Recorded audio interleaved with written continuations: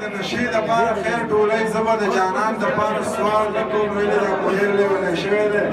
زه چاره ګلونه په زما زده کړم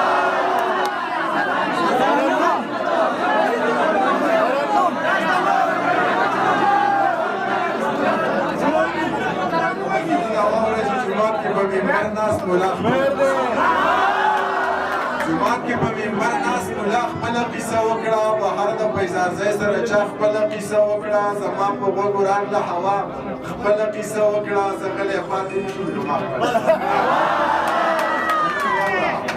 ملا پکې د مستو مستو هرو ذکر وکړو یو شیخ پکې د خپل باغ د کیسو ذکر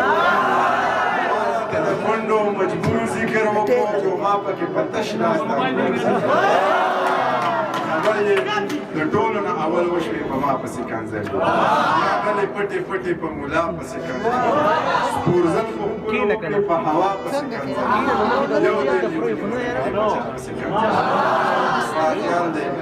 یو زه پکې د امن او د مینې په مسله کې د عدم تشدد په فلسفه باندې خکلک یم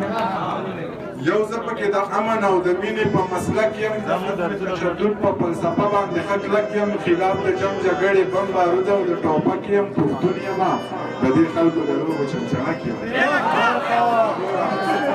چې نوې اسلحه راشي په ما تجربه کېږي زما په دې کفره څه ویړیا تجربه کېږي پښتون یم په ما هره ناروا تجربه کېږي او په دې زخمي وجود هره بلا تجربه کېږي زه خیر دی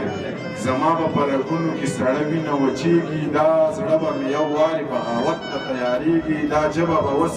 دغسې رښتیا رښتیا غږېږي که څوک پرې خفه کېږي نور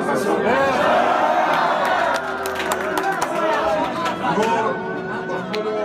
غوښو پردي سپي نشم ساتلی او دا ځینې بې ضمیره بیا بیخي نشم ساتلی په خپلو وسایلو ستا بچي نشم ساتلی او بس نورې سپورې کرښې په تندي نشم ساتلی نور څه د ماتو بنګو بار دی وینې مو په خال باندې پکار دی خوار پکې خان خان پکې خوار دی چې زمرود پیداوار دی موږ په هغې وطن کې لوږې تېروو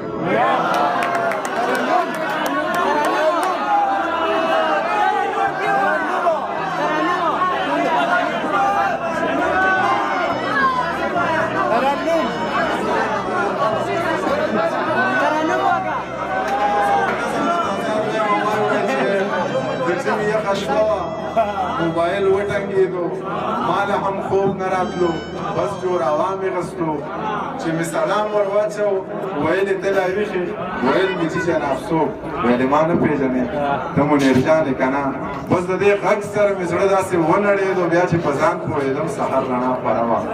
بیا مې موبایل راواخیست پکې د هغې شمېرې نه یو پیغام راغلی و پکې لیکلي و چې بې له تا ژوند دی بلا ګران دی په سرو لمبو کې مې ګزران دی حال مې په خپلو اوښکو وران دی جانانه غم دی مسلمان دی او ما د ملا د بانګ نه مخکې پاڅېدم